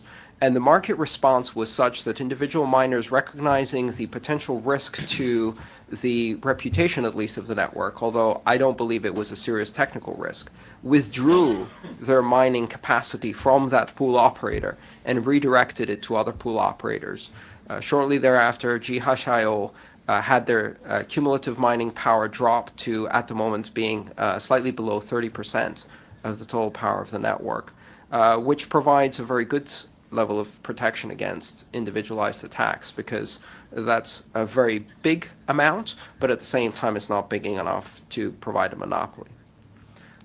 On a technical note, a mining pool or individual miner achieving the majority of the network can potentially disrupt the transaction processing function of the network for a short term. However, what they cannot do is they cannot steal funds from any of the users. They cannot redirect funds from any of the users, and they cannot invalidate transactions from the users. They can only delay them and delay the processing. So it's not as big a risk as most people believe it is. And because of the market mechanisms behind it, we have seen again and again that it is a self-correcting system. If just so I can understand whether it's it's just a method of exchange or it's a natural currency. So if I have yen in Canada, I really can't really buy anything. I have to go to a bank and exchange it for, because no one takes it. So I have to go to a bank and exchange it for Canadian dollars so that I can buy something. And so and it's the same in each country. So and in each country those dollars have certain values. So even though my Canadian dollar trades up and down as compared to the US dollar, and so does everybody else, I still deal in Canadian dollars. And it basically stays the same for Canadian products unless it depends heavily on imports and all the rest of it. So does the virtual sphere itself have its own sort of stability? In other words, when something is priced in Europe for 1 Bitcoin and I have 1 Bitcoin, can I buy that for 1 Bitcoin even though the value of that Bitcoin has changed in relation to the currency of my country or the American dollar? The exchange rates between Bitcoin and individual currencies such as the euro, Canadian dollars, US dollars, etc., has sufficient liquidity that, in fact, arbitrage is possible between the various exchanges, meaning that the purchasing power of 1 Bitcoin is the same no matter what the national currency. The fluctuations are minuscule because any serious fluctuation, if I could buy Bitcoin cheaper for Canadian dollars and then sell it more expensively for US dollars, that creates an immediate opportunity for arbitrage between the two markets. And that's exactly what's happening. In fact, arbitrage in Bitcoin in many cases is even more effective because the Bitcoin can be transferred between exchanges almost instantaneously and across borders. Whereas in traditional financial markets, moving money like that takes a bit longer. So the differences between national currencies even out very, very quickly, and there are no fluctuations. My Bitcoin purchasing power, while volatile overall, is the same across any national currency. So can you see a time, or is that where we're heading, where internationally things will be priced in Bitcoins and bought and sold in Bitcoins, no matter what's happening underneath the national currencies, only because you save so much money in exchange and all the rest of it? Is that where we're going? Is that where we're heading? I believe in the long term, Bitcoin will be stable enough in terms of volatility that it will be possible to price things directly in Bitcoin. At that moment, Bitcoin becomes almost a universal currency in terms of its utility across the internet. At least on the internet, that would make it extremely competitive against national currencies, both in terms of ease of use and flexibility. And so I would expect that to happen. However, I think we're several years away before the volatility of the currency is such that things can be priced directly in Bitcoin. Okay, could I have time for one little more question? Bitcoin can be stored. So when, say, Senator Gerstein, when he buys, I don't know where he keeps his where does he keep his Bitcoin? Where is it? You keep it in your own wallet, or do you keep it? Is there a virtual wallet where you keep your Bitcoins? You can do that?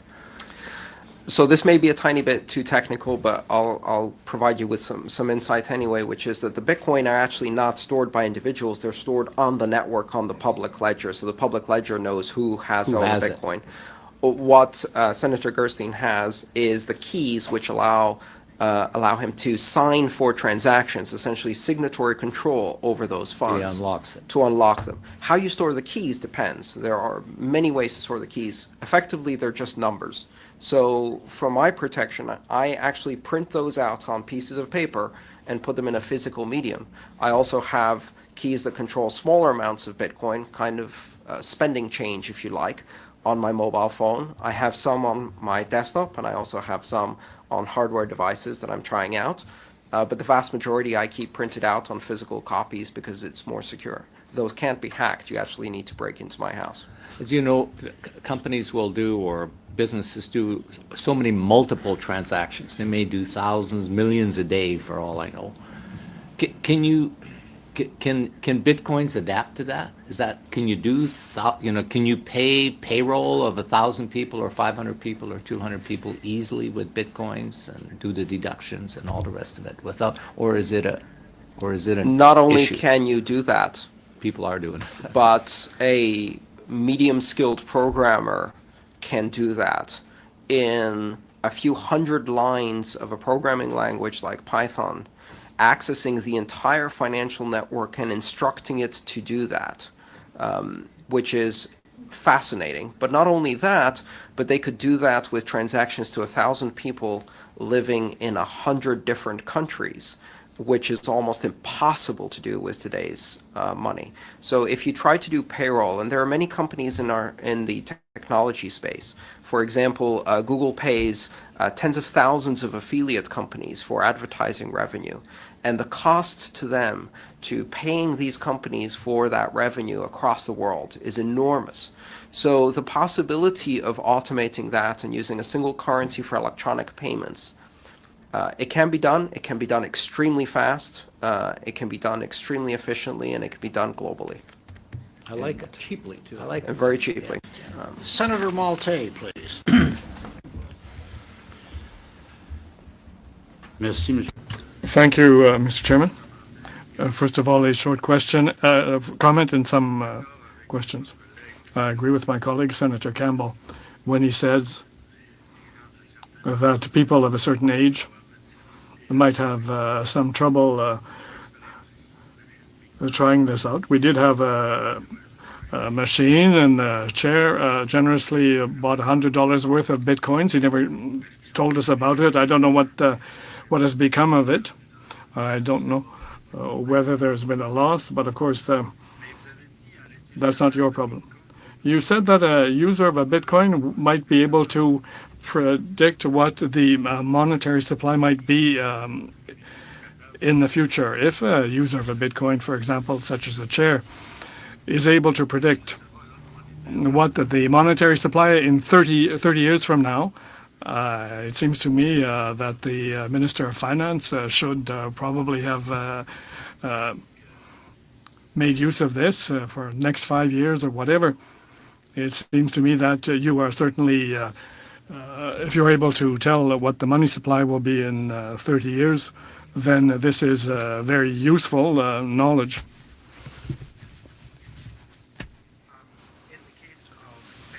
Specifically, because it is designed to simulate the extraction of precious metals in its progression, it is in fact entirely possible to predict with very high accuracy exactly how much currency will be available on the market at a specific period of time. Now, that doesn't necessarily mean that that supply will meet the demand or that that is the correct supply. It's just that we know what that supply will be.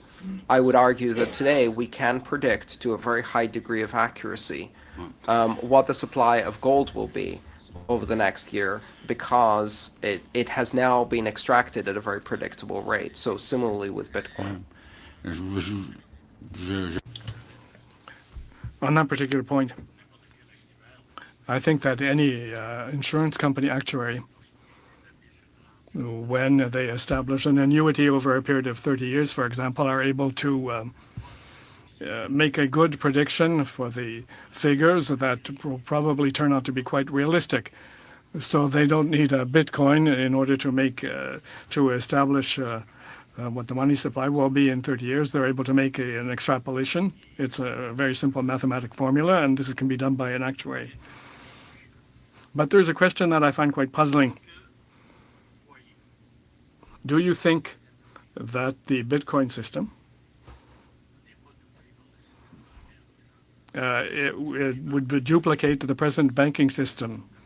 The banks are able to adapt to any type of new technology, and the World Banking Association, I think when it comes to capital, are probably investing more in technological research on digital currency than Bitcoin could ever be. Bitcoin is, or rather the invention behind Bitcoin, the blockchain technology, is an invention that will have a substantial influence over the future of banking. In fact, I have had several discussions with banks that are very interested in using similar systems in order to create more efficient networks within the banking system. For example, today, a lot of clearing operations, such as those for worldwide fund transfer or clearing stock and equity purchases, are handled by intermediaries. Bitcoin would allow banks to handle those in a decentralized network by simulating the same technology as Bitcoin on their own. Furthermore, banks in the developing world are very interested in using Bitcoin to extend services to areas where they can't deploy infrastructure. I think very similarly to how telecommunications companies at first were somewhat threatened by the internet, but now run their entire networks on top of the internet. Banks will eventually find ways to utilize this technology, and I would not be surprised if very big parts of the financial services systems eventually run on top of technology very similar to Bitcoin, perhaps Bitcoin itself. And this leads me to ask you then, do you not have the impression that you were swallowed up before you even came into existence, because the banks will never ever let you have so much operating scope? I'm not talking just about Canadian or American banks. I'm talking about banks in the world. I don't think that the banks will let this go by without reacting. I realize that this is quite successful. Young people are very enthused about it, but I don't think that banks are going to let themselves be dispossessed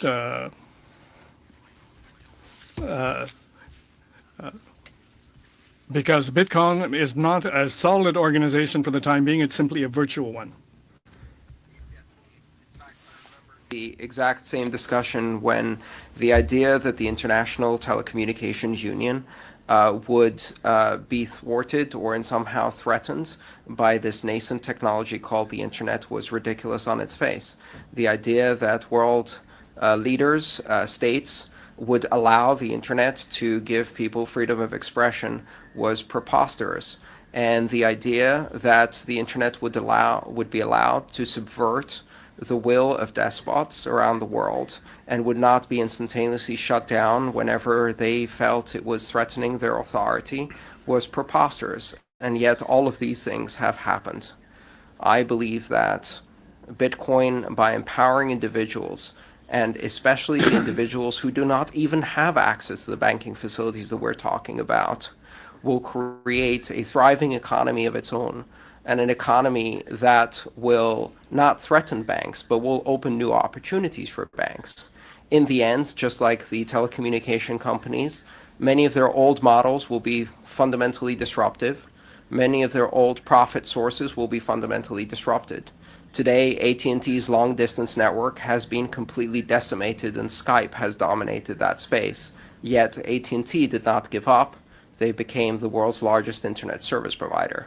And eventually, I believe, Bitcoin-like currencies will decimate certain industries, especially high-profit, low-service industries such as international remittances, which are exploitative in their nature. However, they will open up new industries, new products, new services, and the economic activity that is enabled by bringing together billions of people on a fully connected global financial system is so much bigger than the potential risk that this may pose to the profits of incumbents. Thank you, Senator. This concludes round one, but we're going to enter into round two, and I have at the moment Senator Black, Senator Massicott, and Senator Green on my list. Before turning it over to Senator Black, in your comments, which have been just fascinating, you've made reference to the fact that one of the great motivators to you personally in getting involved in this is the technology that is going to bring to people that don't have it today, and I think you used the term it will empower billions around the world. If I am correct, I believe Mr. Gates in his charitable giving in Africa is making use of a digital currency called M-Pesa. Correct. Could you just expand a little on what you see the impact or the implications of Bitcoin or M-Pesa or digital currency in general will have in terms of Africa?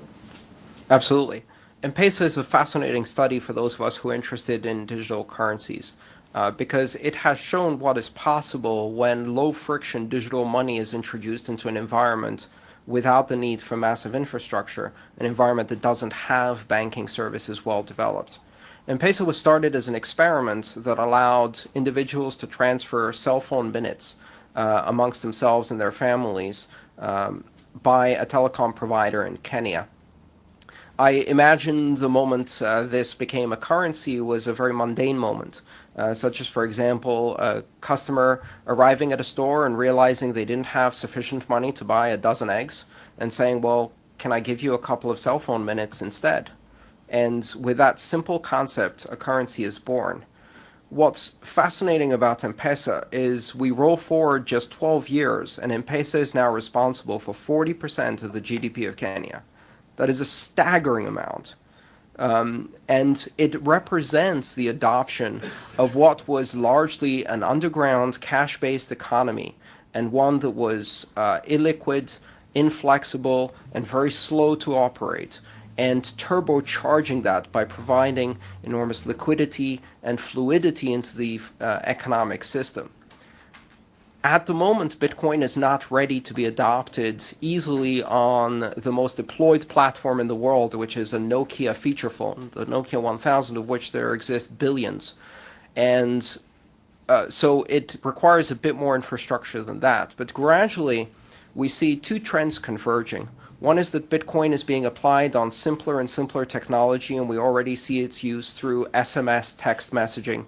The other one is the collapse in the cost of producing smartphones, with the Android approaching $25. There are already applications in the Bitcoin space that would allow a single Android phone to support thousands of simple SMS customers and give them Bitcoin wallets, which would allow essentially a young kid in Lagos, Nigeria, to buy an Android smartphone and become a bank serving thousands of customers, simultaneously giving them access to the equivalent of a Western Union terminal, a credit facility for buying loans, as well as a trading facility for all of the world's markets. And this off a simple Android phone and SMS feature phones. M-Pesa shows us that it is possible. Bitcoin now makes that phenomenon global. And when we talk about the unbanked, the World Bank estimates that 2.5 billion people are completely unbanked, living in cash-based societies. However, that vastly underestimates the problem, because if you look at the types of banking facilities we have in the Western world, the ability that I have to access a brokerage account with access to any of the international markets, to convert any currency I want without controls, to transmit money to any country in the world I want, again, with very little controls, and to use it as a simple consumer, is very, very, very far removed from what most people have.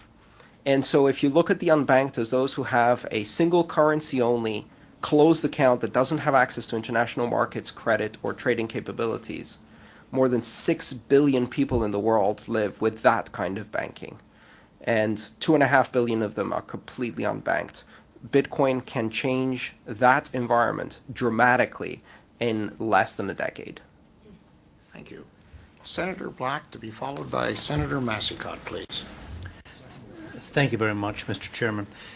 I'd just like to, again, thank you for this contribution. It's extremely helpful. I want to move to just a couple of final points that I want clear in my mind. I want to take from your comments arising from what Senator Ringett asked, that we've been exploring through this hearing the opportunity that may exist for Canada for innovation if we get this right. Mm-hmm. Can you succinctly tell us what you think that opportunity is? Well, I think there are two aspects to this. One is the pure research and technology innovation capabilities that might exist in the Bitcoin sphere.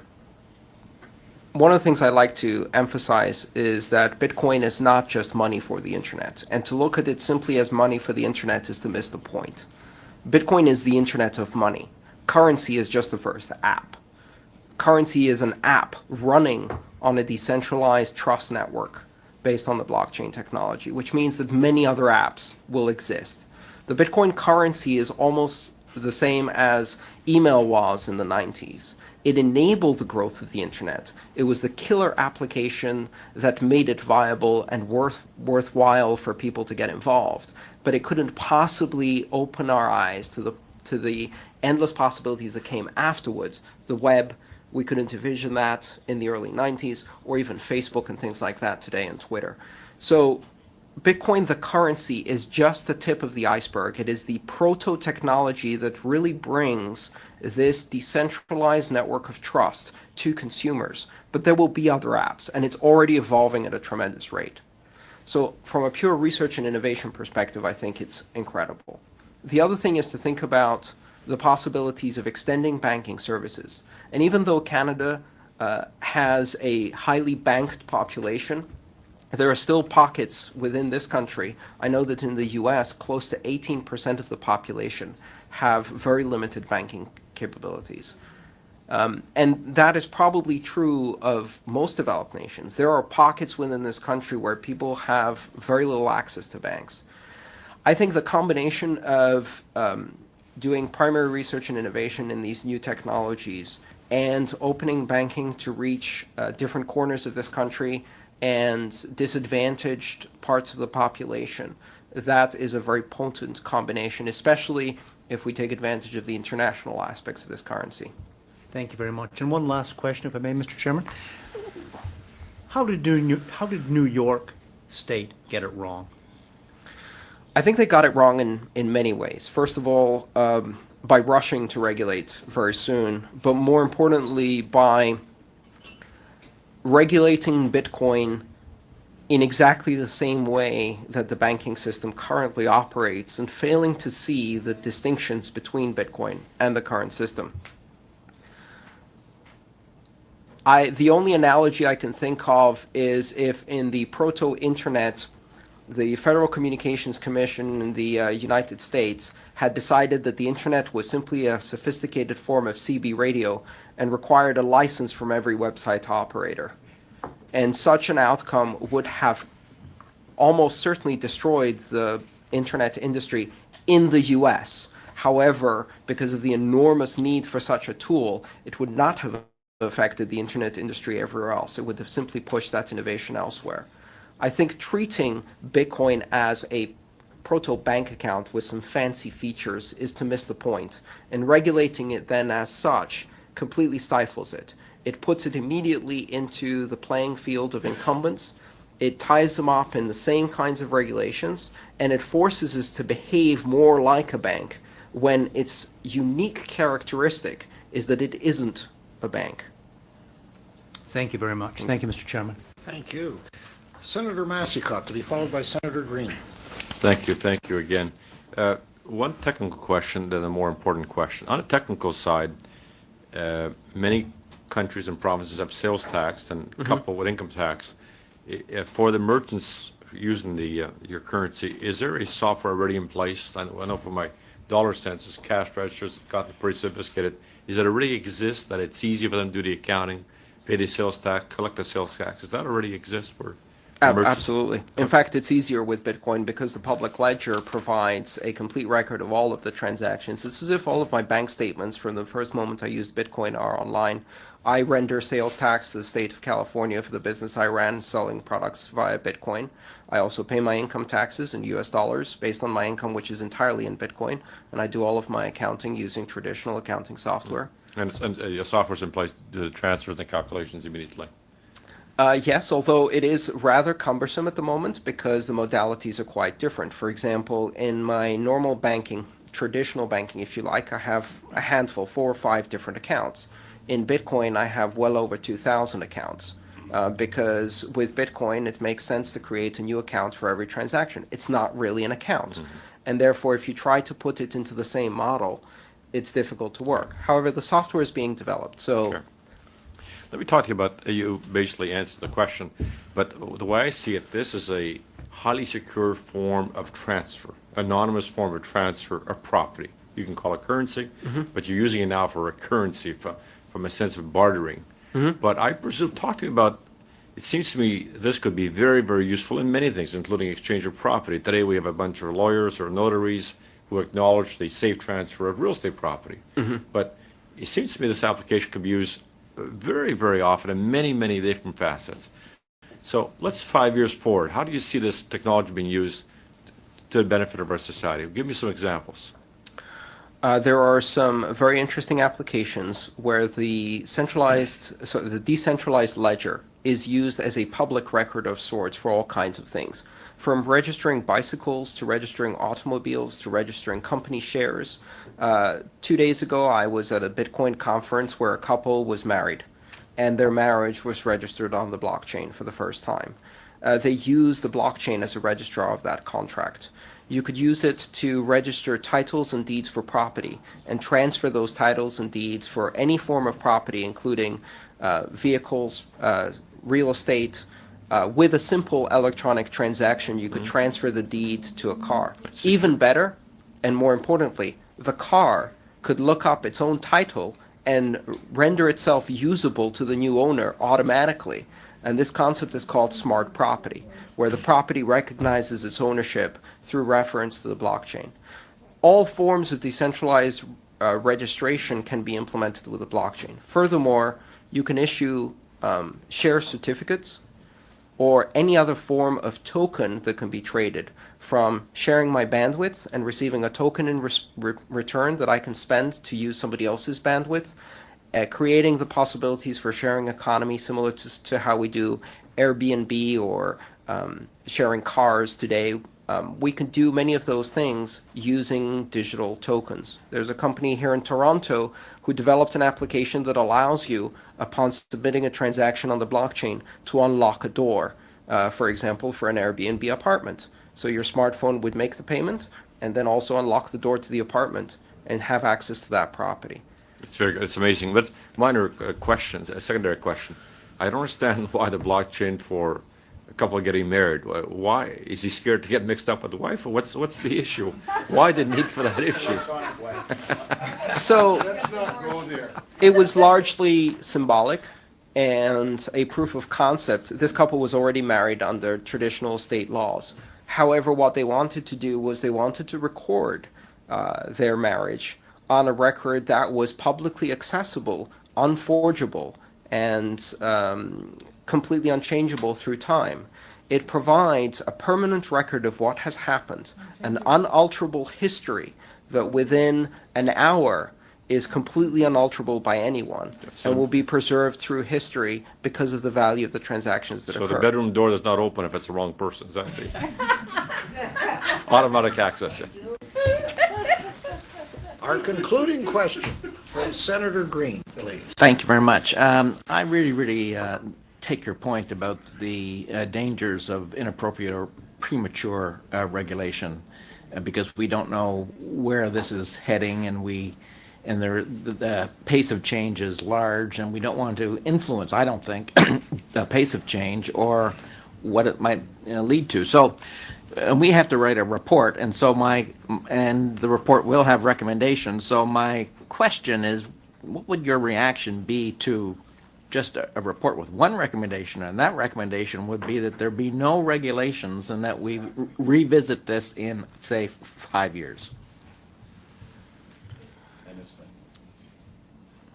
I think that would be a very good idea. I think there is some room for clarification. Clarifying, for example, the tax status for individuals, or at least clarifying the right of an individual to make a choice in the currency they use as a consumer, and to affirm the legality of using digital currencies in all forms of commerce as entirely equivalent with any other national currency.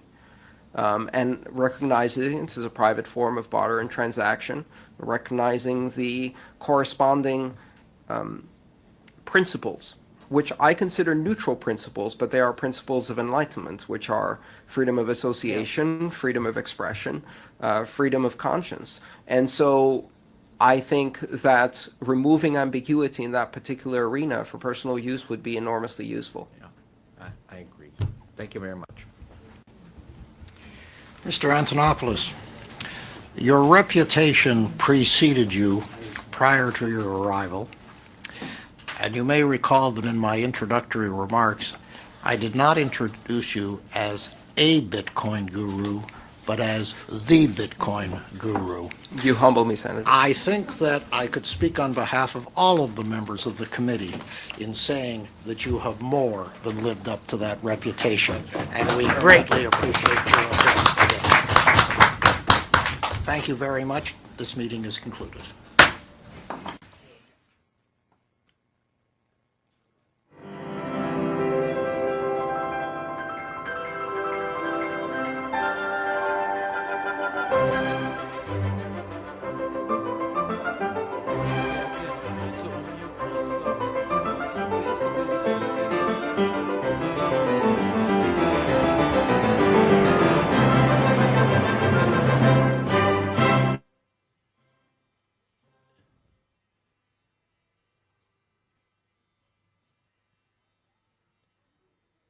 Yeah, this whole idea of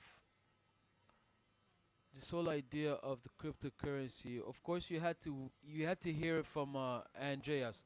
The reason why I'm saying that you had to hear it from him, because of all the people that do speak about it, like he's the one that's more credible.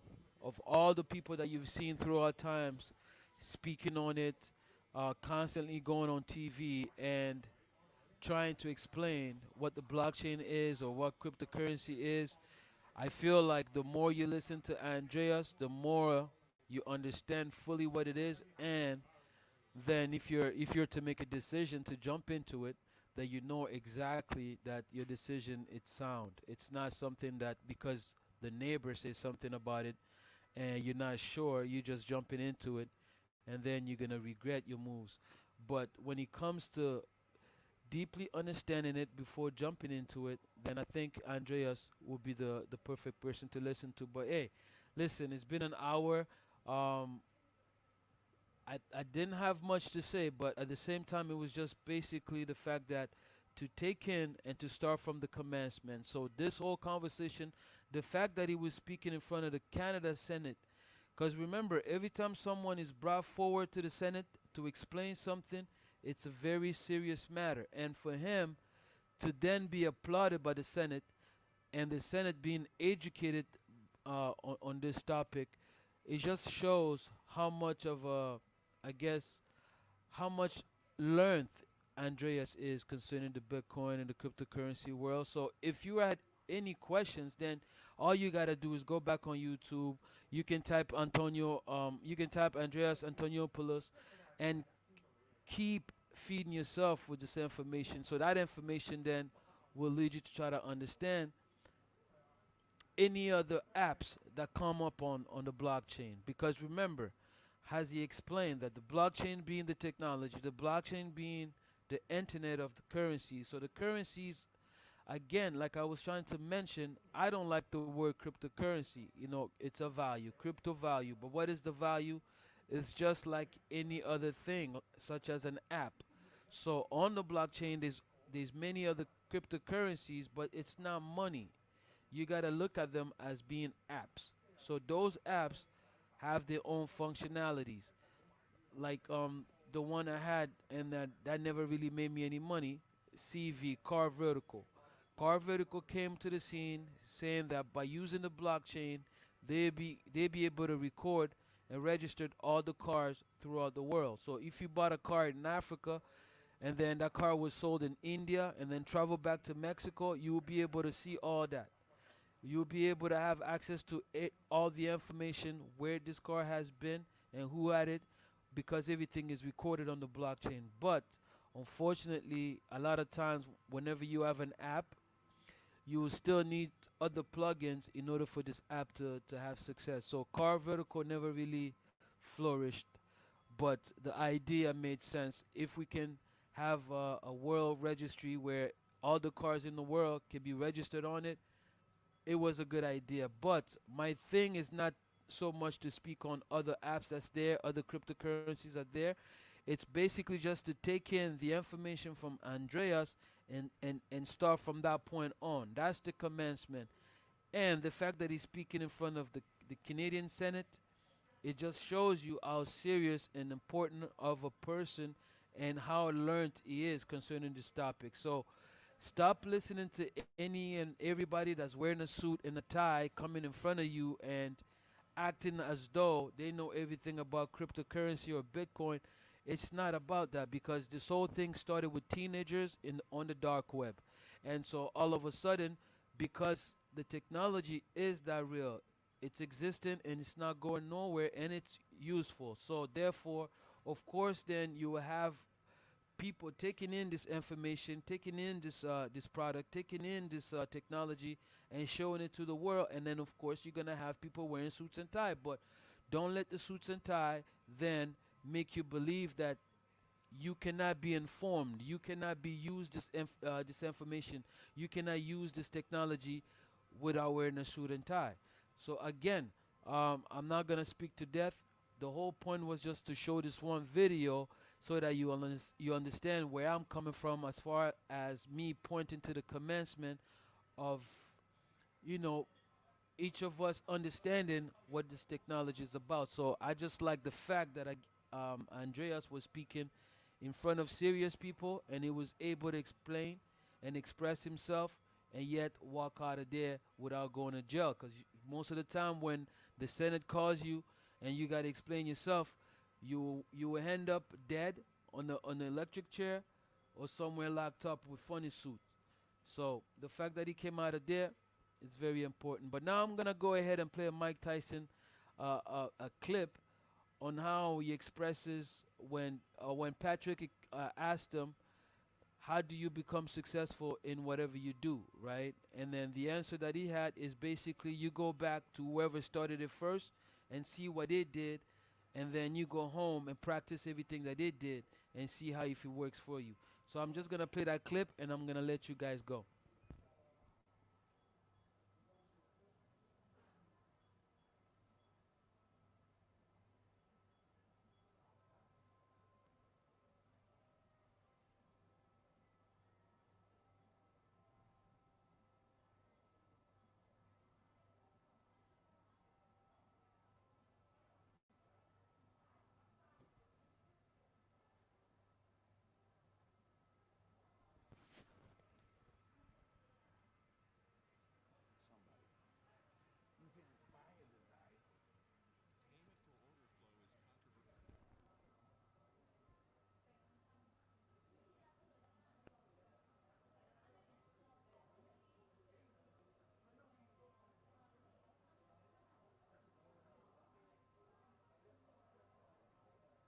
Stuff that you're like, you're saying like speaking, you in our business, this business, and hey, I want to, in a different industry, okay? I want to be the best of the best of the best. Like you became a heavyweight champion, youngest ever. If I want to be the best in my sport, say this business, what tips would you give me? I want to be the best in our business, this business. This is insurance, they're building their businesses, but just the mindset of wanting to be the best. What is the mindset you can transfer to somebody being the best? This would find out the first guy that really succeeded on this shit, probably 1900 or something like that. Even if he was a crook, just go from there and go all the way there and read all the way till you get to you. Okay? So one, study history. Yeah, study it till it gets to you. And then you realize those people were just you in funny clothes.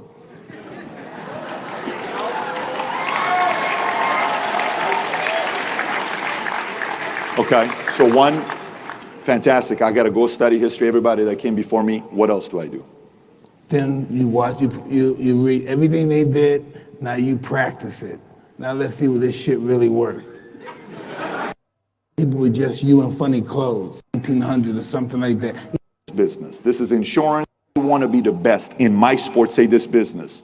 What tips would you give me? I want to be the best in our business, this business. This is insurance, they're building their businesses, but just the mindset of wanting to be the best. What is the mindset you can transfer to somebody being the best? This would find out the first guy that really succeeded on this shit, probably 1900 or something like that. Even if he was a crook, just go from there and go all the way there and read all the way till you get to you. Okay? So one, study history. Yeah, study it till it gets to you. And then you realize those people were just you in funny clothes.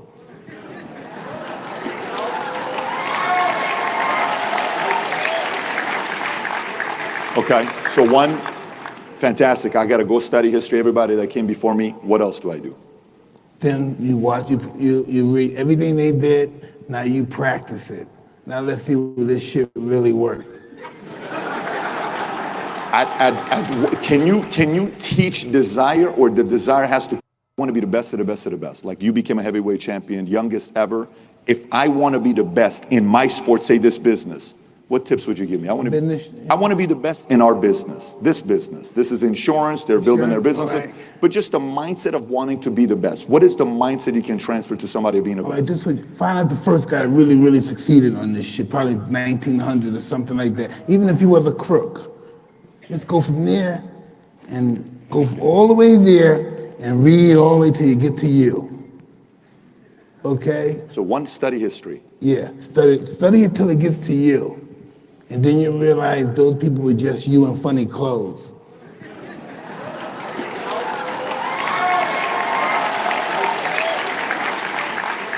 Okay, so one, fantastic. I got to go study history, everybody that came before me. What else do I do? Then you watch, you read everything they did, now you practice it. Now let's see what this shit really works. Can you teach desire, or the desire has to come from somebody? You can inspire desire, but can you teach it? I don't know. I never had to try to teach.